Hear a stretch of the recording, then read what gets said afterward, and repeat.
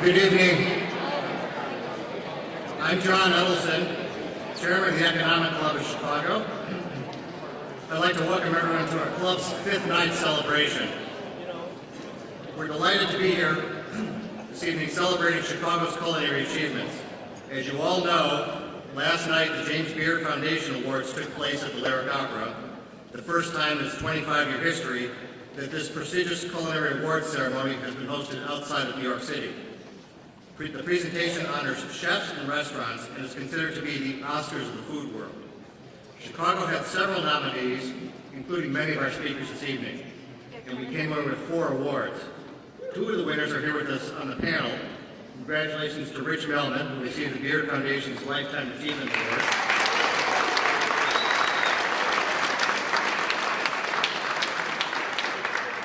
And Donnie, Madia, who was awarded for Outstanding Restaurateur.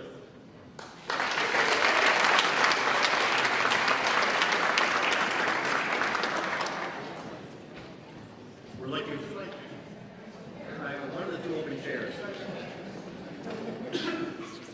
We're looking forward to hearing from all the distinguished Chicago restaurateurs in the panel in just a few moments. Tonight we're also joined by Susan Ungaro, President of the James Beard Foundation, and we're delighted that Susan is here in Chicago. She agreed to stay in Chicago for one more day after the awards to join our celebration.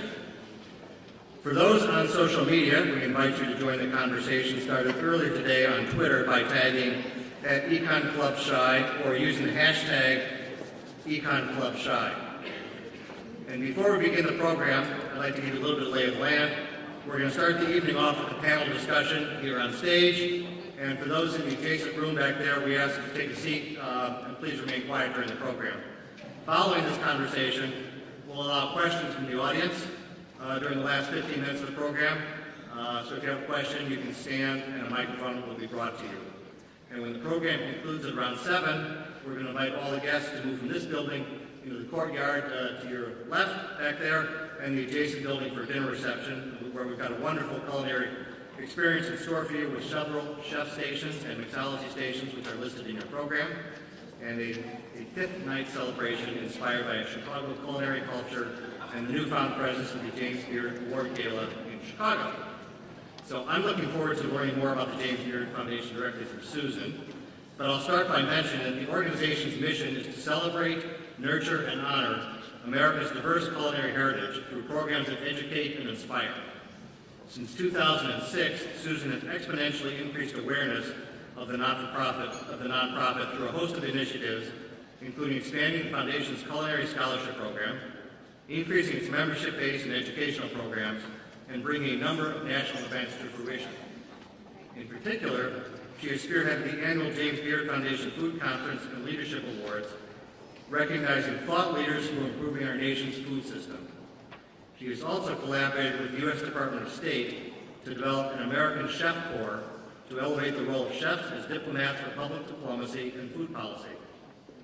And, of course, she brought the James Beard Foundation Awards Gala first to Lincoln Center and now Chicago, a fact she will discuss with us further. Among her numerous honors, Susan was named one of the Daily Mail's 50 Most Powerful People in Food from 2011 to 2014. She also serves on the Culinary Council of Food Bank for New York City and National Advisory of CCAP, Careers Through Culinary Arts Program. Please join me in welcoming Susan.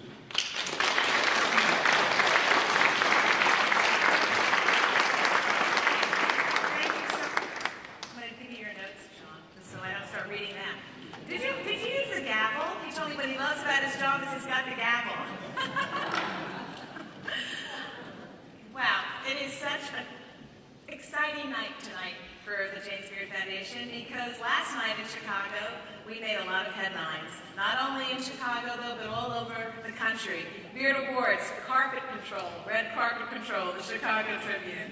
And then Chicago takes center stage at the Beard Awards, where, as you heard, we have all the restaurateurs joining us tonight are very important to the foundation, but we had 2 big winners last night. It's just such a great time to be in Chicago. Our foundation may be based in New York, but we're a national foundation, and when Mayor Rahm Emanuel called on us and the 2 Chicago folks, headed by its president and founder, Don Welsh, invited us to consider holding our James Beard Awards here in your great city. We were convinced this was a great move, and we're just so delighted to be here. Well, before I get started with this wonderful power panel of restaurateurs here in Chicago and doing an official introduction to them, I want to tell you a little bit about the James Beard Foundation, why we matter, what we're about.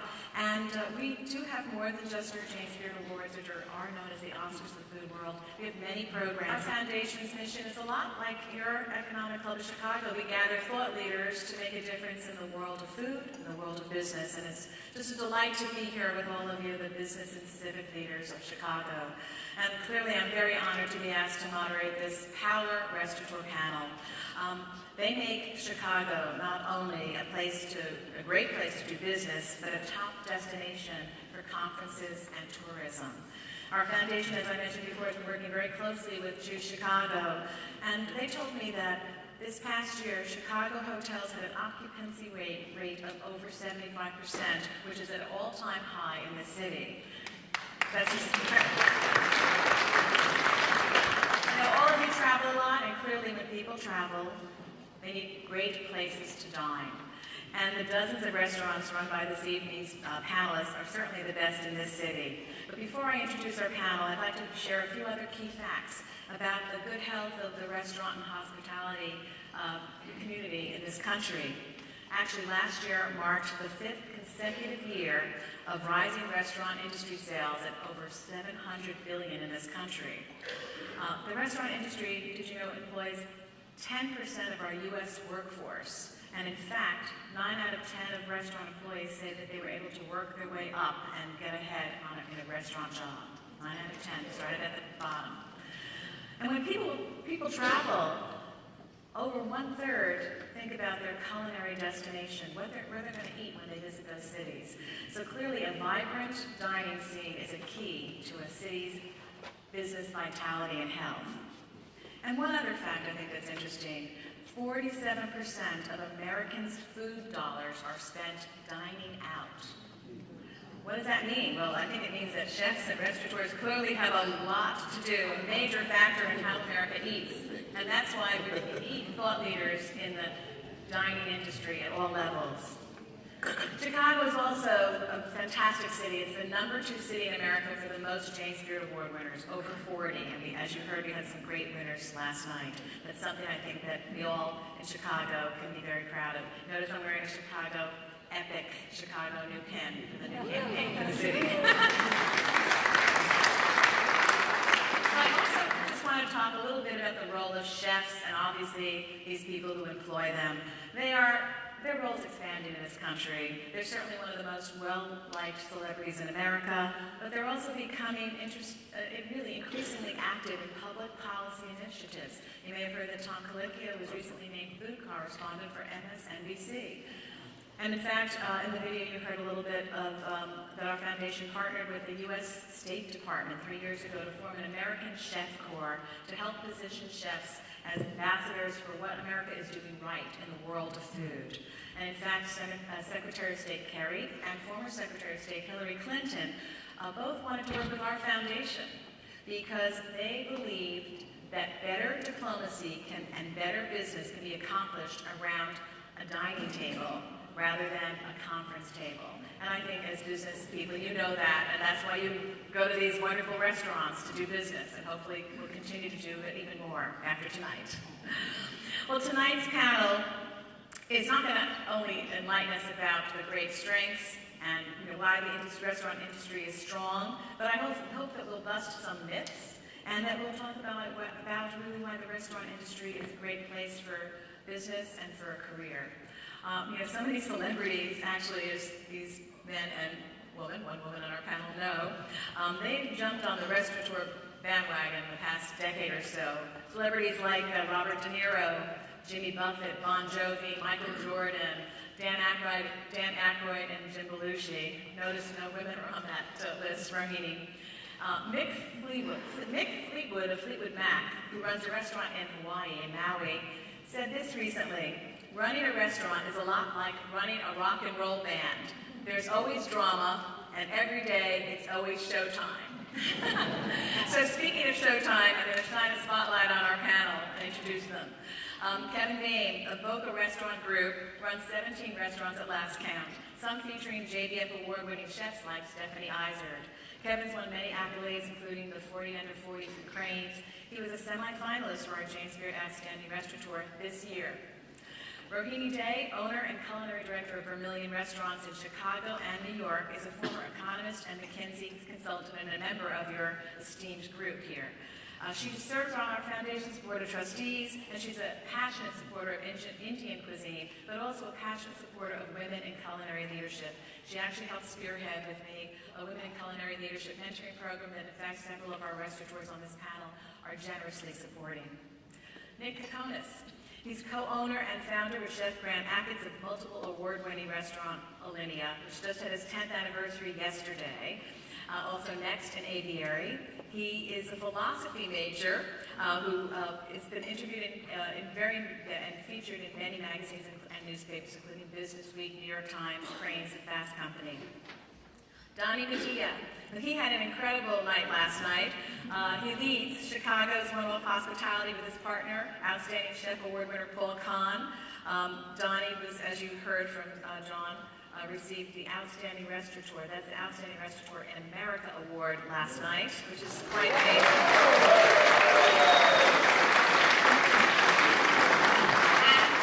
And his restaurants include Blackbird, Avec, The Publican, Nico Osteria, and others, and also the Violet Hour. He was a two-time winner last night. They won the Outstanding Bar Service Program, so congratulations, Donnie.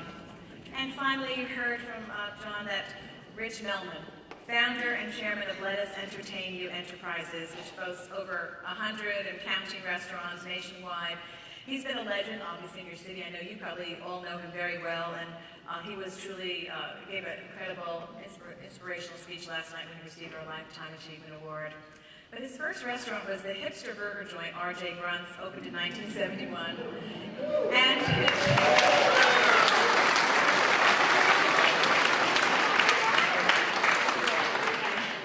his newest Chicago restaurant, called Intro, you should all check it out, is shining the spotlight on young culinary artists and chefs around the country. And this past week, he was featuring Jane Spirit Rising's chef nominees at his restaurant, and he's raising money for our foundation as well. So I want to thank him especially for what he's done for the Jane Spirit Foundation, but obviously for the city of Chicago. So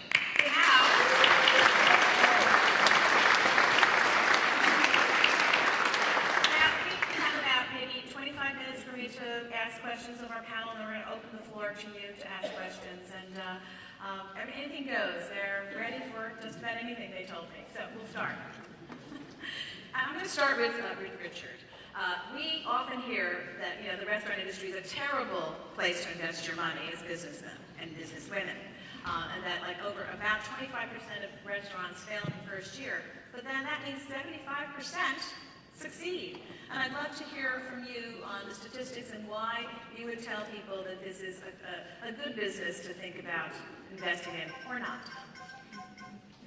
It depends if you are fanatical about food and you're into it and you think it would be a fun thing to do. I have a friend who's a very wealthy man that came to me, this is probably about 25 years ago, and said, I want some advice, Rich. I want to do a restaurant. And he was in the real estate business. And I said to him, why? And he gave me a bunch of reasons. And I said, I think you'd be better off putting in $50,000 or 25 or 100, wherever you want, with a guy like with a group like ours, and I'll let you work anywhere you want. You want to be a host, you want to be in the kitchen. And I think that it would be a good way to start in the restaurant business. The bottom line is, 80% of the success of a restaurant takes place before you ever open the door, in my eyes. We haven't had a lot of failures. We've had some singles. Not everything is a home run. You better know the people that you're getting involved with. Don't invest money that you can't afford to lose. That would be, I could talk to you for an hour about this. I don't want to hog this. But it can be a lot of fun. We have some restaurants that have had amazing returns and a lot of fun.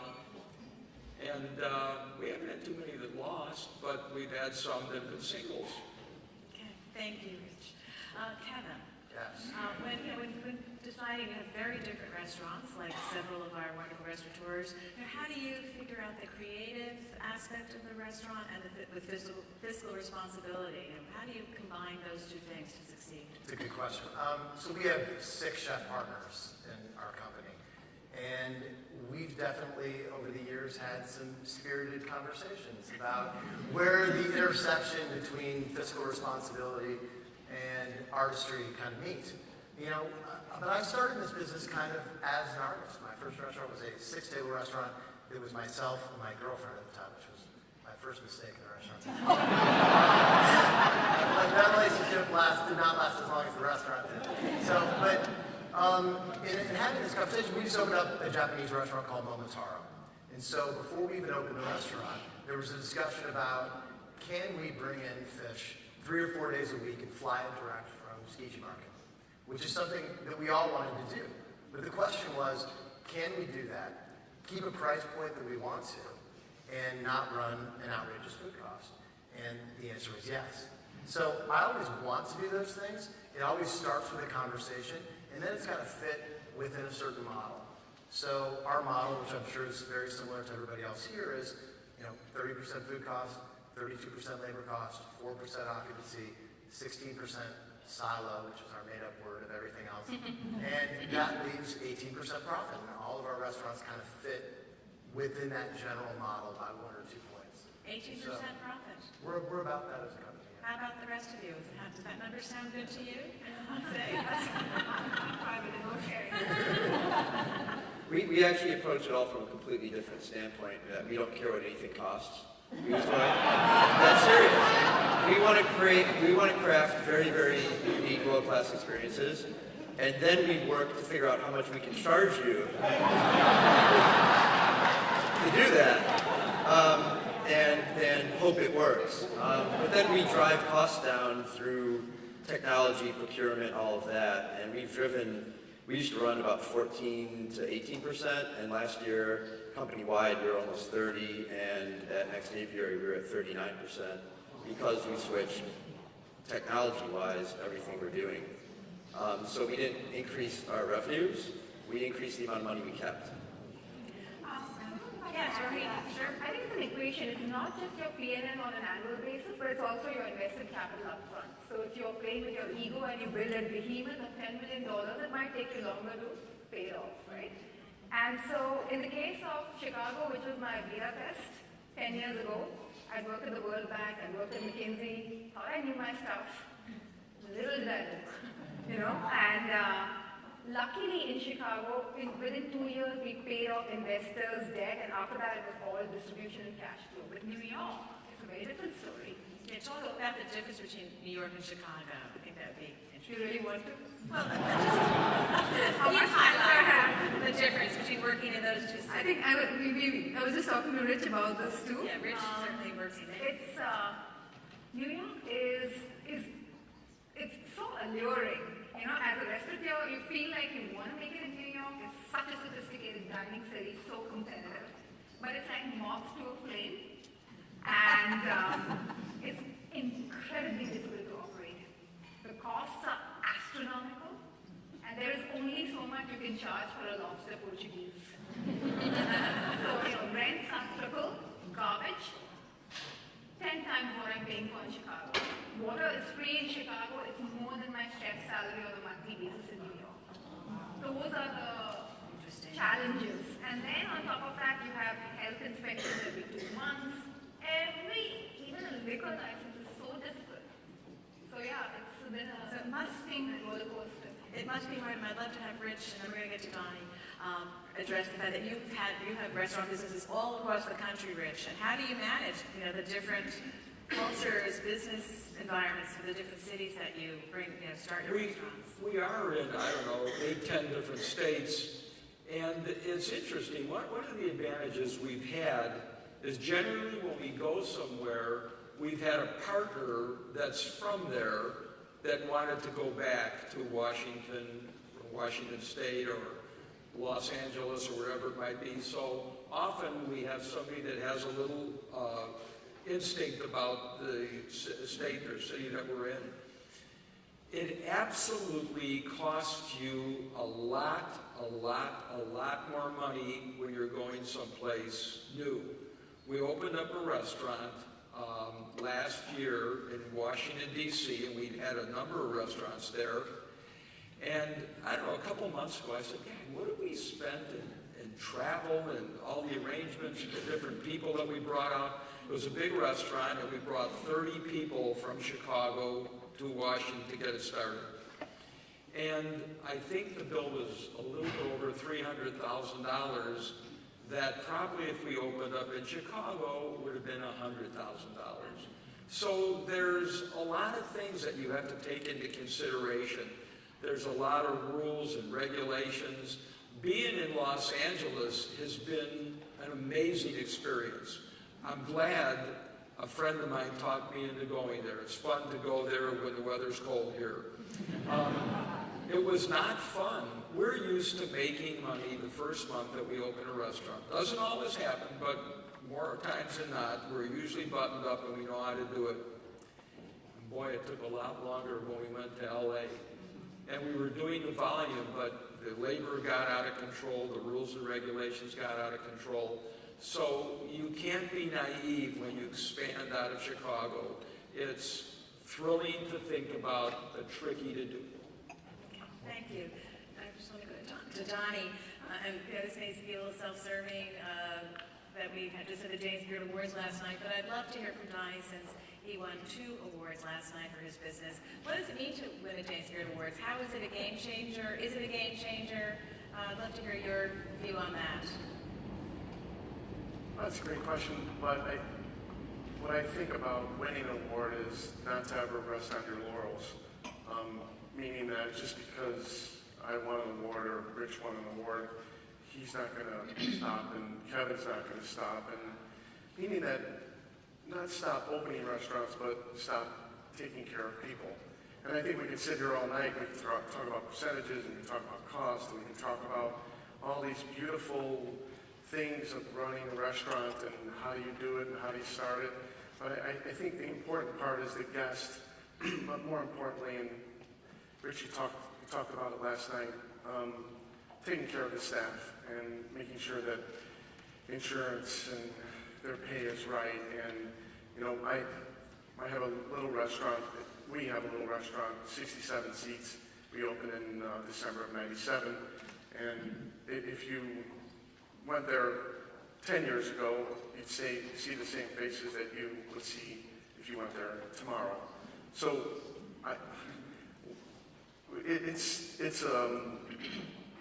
we're not going to rest on our laurels, and we're just going to keep pushing and pushing to make things better and to be more successful in taking care of guests.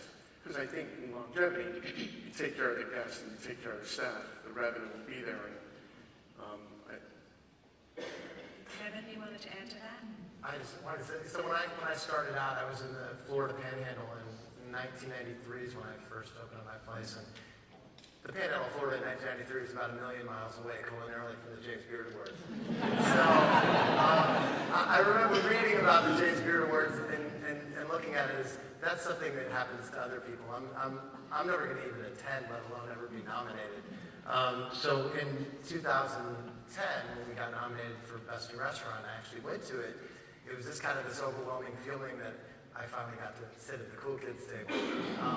And so it was, just being able to go and be nominated was just a blast. And it's kind of, you know, it's a fun and cool validation. And when you see people, you know, like Rich, who's one of my heroes, you know, walking into the beers and also being there, it just makes you feel good. Donnie, and all of you are thought leaders. I mentioned how almost half of the food that Americans eat, they're eating when they dine out. You know, how would you say you take your role as a thought leader, what you're doing, you know, from your perspective to make Chicago a great place to eat, or think about how what you do affects the country? Ooh, that's a good one. Again, I think that the important part of being in this business is we have a little restaurant, 67 seats, but it can't be about just that restaurant now. It has to be about our city and the culinary landscape of our city, and also who's sitting on this panel. And if someone needed something, if I was lucky enough to get a phone call from Nick and Nick needed something from me, I would go out of my way to provide something for him. So it's a very unique community in that way. I will say I've been in a few different businesses, and every single time someone in the community has a need, what you see is that we have the ability, it's in the entertainment business really, right? You don't have to eat out at a restaurant, you could just make an omelet at home. So if you choose to go to one of our restaurants, we're there to give you an experience. And likewise, we have the ability to leverage that when people are in need. And I know that the most generous people I know for helping people out are all of our chefs and restaurateurs who give so much time, money, food, all of those things. yeah, and plus, with that said, we spend a lot of time working on special events, charity events that raise money. Paul and I are involved in a little charity called Alex's Lemonade Stand. I'm not plugging it, but what we're trying to do is we wanted to focus on something that was really meantful and was very special. And we can give gift certificates and we can give progressive dinners at all of our restaurants all day long, but to do something monumental and to raise money for something that you really care about, and I'm sure Rich has done this for the last 40 years, he's giant in this area as well. It's a special thing that we do. Restaurants are, the outreach is incredible. So Paul, my business partner with local chefs in Chicago, Matthias Burgess and Jason Hamill, they created a little side project called Pilot Light, which is going into public schools and teaching the children, educating the children on product and how to cook the product and have great meals instead of bad meals, and what the difference is of having a good meal at lunch versus not having a good meal. So this is a special, unique business that we're all in. And a position that chefs have and restaurateurs have. Rich, and then I'm going to go to you in a minute. Rich. You know, I think we have, to be successful in this business, a servant's mentality. Years ago, before I got into the restaurant business, I tried sales. I don't know if any of you remember Fuller Brushes. I mean, the young people look at me when I say that, and these guys are too young to remember Fuller Brushes, and girls. And it was an awful couple weeks for me. People just being rude and whatever went on. I wasn't a good salesperson, I found out. And I realized that guys like me, that might hold true for everybody on the panel, are better at doing favors for people than asking for favors. And that's the mentality of successful restaurateurs. We want to please. We have that servant mentality. We want to do the right thing for people. Hospitality with a capital H. And chefs are known for giving back, and restaurateurs. And I'd like to talk a little bit about women. Rohini, as I mentioned, started a Women in Culinary Leadership program with us, and clearly women still don't represent a big enough percentage of ownership in restaurants. So I'd like you to talk a little bit about that and the fact that we have some of our panelists as part of the program. So you've heard this many times before, so just cut me out, Susan. But anyway, grew up in India and had the burning desire to feed the world. My passion was in development economics, came to the US purely for that, did a Ph.D., worked at the World Bank. I have no idea how I landed up in upscale dining, other end of the spectrum. But nonetheless, to your point about how do you give back? And that's where it ties in. Each one of us in this room has our own passions, right? And And in my case, it's two. One is fostering entrepreneurialism, which I can't say right now. But whether it's through business schools or through NIFTY or the junior achievement or grooming people, the second is promoting women in our profession. And having worked at McKinsey and the World Bank and being no stranger to the glass ceiling, if you want to call it that, I think the gastro ceiling is fundamentally lower. Fundamentally. I mean, it's a capital-intensive business, restaurants. It's high liability. It's a 24/7 health liability, or it's a consumable product. You've got to be very savvy about cost and business management, or your costs, I mean, you can be in the red before you even open doors. And on top of that is all the other quality control and the creative side of things. And it's not about education, because in culinary schools, women are still at 50% of enrollment. So it's not about getting more women into school. So I think our program tries to address a little bit about building core entrepreneurial and management and leadership skills to accelerate women. And I think we're very proud to have Boka, Kevin, Rich, Melman, and Donnie and Madia backing women whom we have in 1 year long and 6 month long programs to accelerate. Very exciting. Thank you. I'd like to happily say that of the 16 people on our corporate team, 10 of them are women. So. Great.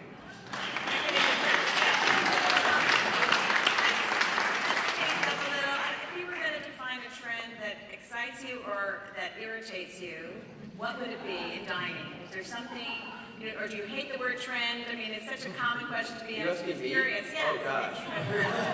I wonder why. Yeah, I know. I mean, I'm not gonna answer that as you think I might, because I've spent the last several years working and am now the CEO of a technology business that's trying to fundamentally change the way restaurants book restaurants.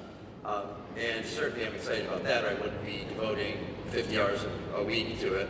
But in general, I think every time I get asked that question by the press, and it's one of the questions that every single season, everybody here gets asked, what's the next dining trend, this or that? If, like any business, if you chase that, you are behind the trend. And so everything that we always do is to ask what excites us personally, where do we travel and we see something and we have an experience, and maybe it doesn't relate directly to restaurants, maybe it's a great movie. I'm enamored of the single shot style of Birdman. I thought it was genius. I watched it like 10 times in a row. And I start thinking, how can we get people to move through a restaurant differently to change your experience? And so I think all of us find that we're not really just creating great food. We're creating and crafting experiences. And I know that's true in every single one of your businesses, whether you're doing technology or manufacturing. Ultimately, you're creating and crafting experience for your customers. And so that's what we focus on, and that's the question we ask. We do our business plans in the sense of we write a single page about what that experience is like to walk into our restaurant. And until we can focus and articulate that in a very short story, we don't know what we're going to do. And so I don't know what the trends are. I don't try to know what the trends are. I try to figure out what can we make it as an exciting experience for people to want to come to our restaurants and do something different, spend their time differently that's impactful to them emotionally. I know what annoys Nick. Can I answer Yeah. for him? He's annoyed that we're not using his ticketing system. That's true. So I will say, it seems on the surface that we're going to, 20 of the top 50 restaurants in the world will be on it by the fall. And about 4% of local tables revenue. So if you're Priceline, anyone from Priceline? They just paid $2.6 billion for something that's based on Windows 98. But if we can't service all of these restaurants, we lose as a business. So I don't really care about servicing my restaurant and the really high-end restaurants. And what I mean by that is $300 per price point check average.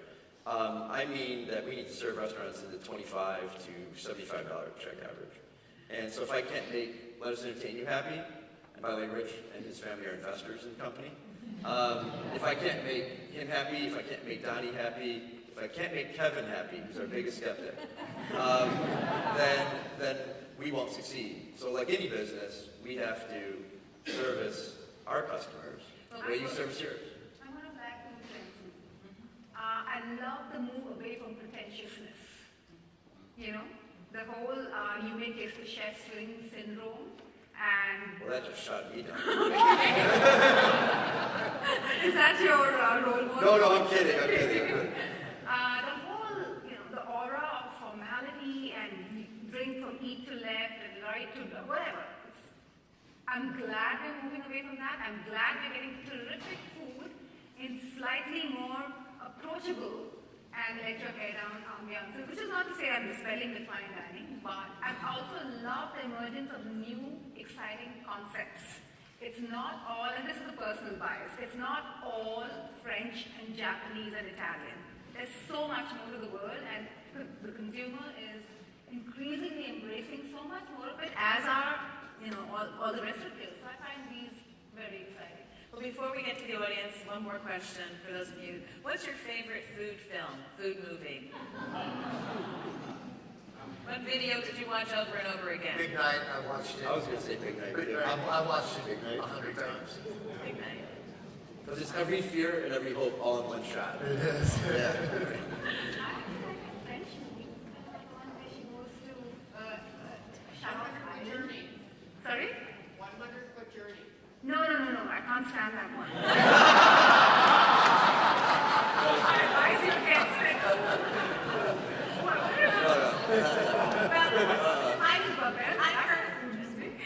I can't think of what you're talking about. I love Chef, the most recent one, and so many chefs talk about Ratatouille, the cartoon. Babette's Feast. Babette's Feast. That's that I love. I think we're going to go to the audience for questions. And we have a microphone? Great. Hi. First of all, thank you so much for participating tonight. I realize that all 6 of you probably had a lot of celebratory opportunities this evening, and yet you're here with us sharing, so thank you so much. Secondly, Donnie, in your acceptance speech last night, you really focused in on teamwork, and if I remember the quote, it was, no one person is bigger than the whole. Terry Alexander. So, for the panel, this day and age of the celebrity chef, the star chef, how do you balance that concept of teamwork versus the individual? That's a great question too. Before a morsel goes into anyone's mouth, you're touched by hospitality. So, great service is incredible, but what's important is hospitality. I think Bobby Stuckey said it best. Be hospitable in whatever you do every day. Show someone to be hospitable. If you're a banker, a lawyer, a judge, it doesn't matter. To be hospitable is what we want to transcend to all of our guests and all of our staff. I don't want to sound redundant, but I think the important part of teamwork, in meaning that I have many partners that have specific areas of business, but one thing that shows teamwork is if there's a crisis or if there's a certain interesting thing that comes up, a workman's comp liability situation, we come together and we put our heads together and we work through the problem. Someone said it, I can't remember, but one head is great, but many heads to come together creates a larger gathering of thought. So teamwork's important, and also, just not with my partners, but it also creates leadership throughout the company and the restaurant itself specifically. Next question. We have a 9-year-old daughter who watches the Food Network religiously, which has turned her on to Giada's, adventure series. And so my question is, what has the Food Network, the celebrity chef, everything that's going on out there in the media, how has it changed your industry? Well, Kevin employs Stephanie Iser. Maybe you should start. Yeah, listen, it's certainly changed my life. We kind of when Rob and I started our company, which was about 12 years ago, when we were kind of building the architecture for it, we saw what was happening with the Food Network, and we said, listen, what if it wasn't just built around one chef? What if we could build a company around many different chefs. And then we just kind of got lucky in the fact that Stephanie went on a TV program and won Top Chef, and we got to open up a restaurant with her. But the power of that gives you an audience. It doesn't mean you're automatically going to be a successful restaurant, but it gives us what we all want, which is a captive audience at the beginning of it. So when we opened up Girl on the Goat, the demand was so much higher than the supply, because we weren't just getting the people that lived in Chicago, we were getting people that were traveling to Chicago and then going to her restaurant. So for the first time ever in my career, I was kind of getting this global audience at one of my restaurants, which was huge. We still could have screwed it up by opening up a bad restaurant, but it gave us this great opportunity to meet all kinds of people. I'd love to hear Rich's thoughts on net food TV and Well, CJ working. I honestly don't watch many cooking shows when I come home. I live it. And my wife's a big fan, and she's always telling me what's what. In fact, we had a young man that won a Top Chef competition come to work with us, and my wife told me who he was. I liked him as an individual. I didn't know a lot about his background. There's no question the power of television. We have Bill Rancic and Juliana Rancic, who are partners, and they have a reality show. And I found out, this is going back about a year ago, that they had the top-rated show in Australia, a reality show. And that summer, we had an amazing amount of people from Australia. I never knew that Australians come to Chicago. So, I agree with you, Kev. I mean, it's sort of amazing some of the things that I've seen, that comes about in terms of the television exposure. Well, we don't do a lot of TV, but we have, for me, it's social media. I mean, we have, from the beginning, embraced direct connection with our customers, and about 40% of all of our clients every day at Alinea are from out of the country. And those people generally come to Chicago, and their primary stated reason to us for coming is to come to Alinea. And so our outreach is global, but we do it on sort of a push basis through Twitter, Facebook, and our own media that we put out ourselves. And so that's been incredibly powerful for us. I think it's only going to get more and more powerful. I think that if you have a business and you're not looking at boosted Facebook and Twitter postings now, you have missed an incredible opportunity, but it's just starting. Every time we have anything that we're doing product-wise that we want to get out to a broader audience, we can spend literally $100, $150 on a boosted post and receive 300,000 eyeballs with a 7% response rate or something like that. So, the traditional medias are definitely in, further decline, but TV, I think, is going to be bifurcated, and you're going to get it as a push rather than a pull. And so we're trying to go in that direction more and more and more. Michael, I have two daughters, 11 and 13. I will dissuade them from watching food TV as much as I can, because it's the last career I would wish on them. The glamour that you see of Giada or so-and-so in their chef wives whipping up eccentric dishes with organic ingredients, that is not the reality of the culinary kitchen at all. I mean, the kitchen could not be further, apologies, from a profession from incarceration. When you think about it, 40 hours on your feet, grueling labor, heat, repetitive, and so it's very different from, it's not always genius and eccentricity, it is hard work. That's one. And your point about the celebrity chef, in our case, when I opened Vermilion in Chicago, I took a raw CIA graduate, paid her to be our chef, and she's now a judge on Chopped. Unfortunately, she's not my executive chef anymore. But the concept survives, our food survives, and people come to us for who we are. So it hopefully lives much longer than the individual. Rich, you wanted to add something? A couple of years ago, one of our restaurants out in Oak Brook was on the show Check Please. I didn't pay any attention. I didn't even watch the show when it was on. And all of a sudden, my partner out there says to me, God, sales were up 15, 17, 18% after, and we were doing nicely. It wasn't like it was a failing restaurant.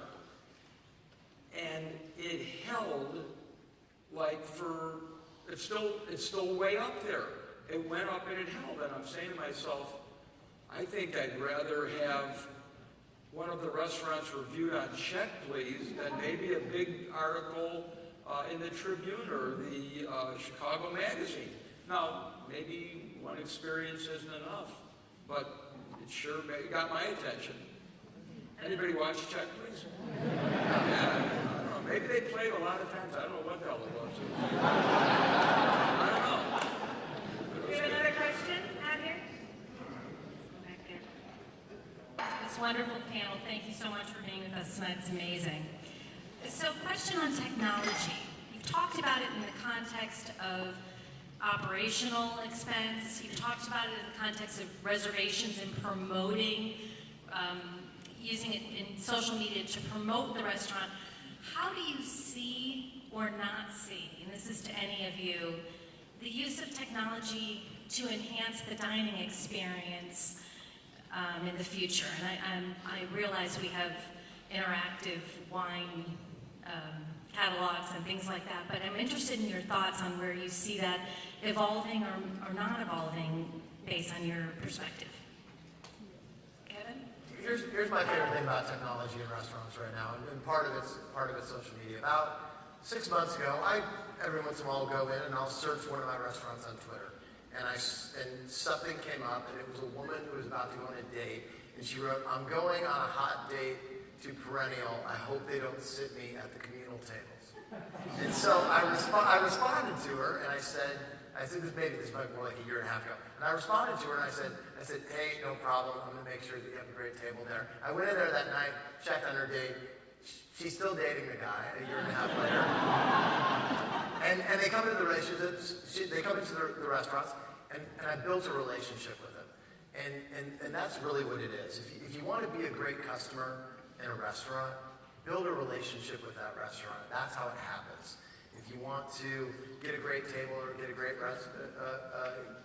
get a reservation when nobody else can get one, the way those kind of things happen is building a relationship with them, being a good customer, having a personal contact with them. And technology allows you to do that. It allows you to reach out to the restaurant. It allows you to tell them if something happened within the restaurant. Those are the kind of things that allow us to change and make things better. Anybody else want to answer that? Well, I also think you can change experiences once you get there. All that interaction, all of the customer resource management that you do, recognizing people by face now is possible rather than asking when they arrive what's your name, which is a bit impersonal and gatekeeper-like. But you can also look at something much broader than that, and what's the experience? What can I do to change your perception of what's going on? And so I'm actually visiting with a company called Magic Leap next month that does augmented reality. It's one of the biggest secret kind of startups. Google put $600 million into it. And we've got some weird ideas on what we can do technology-wise to kind of freak you out while you're eating in a good way. So it's really interesting, and it has nothing to do with social media. It has, again, to do with how do we craft an experience that's something you can't get anywhere else. Anybody else want to add to that? Well, we don't want to get between you and your food. I do want to say one thing, that when people would ask James Beard what his favorite restaurant was, and that was an inevitable question for him, he used to say, "The restaurant that knows my name." And clearly these restaurateurs know the true meaning of hospitality, and we've heard a lot about relationships. And as business and civic leaders, clearly to really have better business around the dining table, make connections, get to know whatever the restaurateurs and chefs at the restaurants that you love. And I think we'll end and thank our wonderful panel.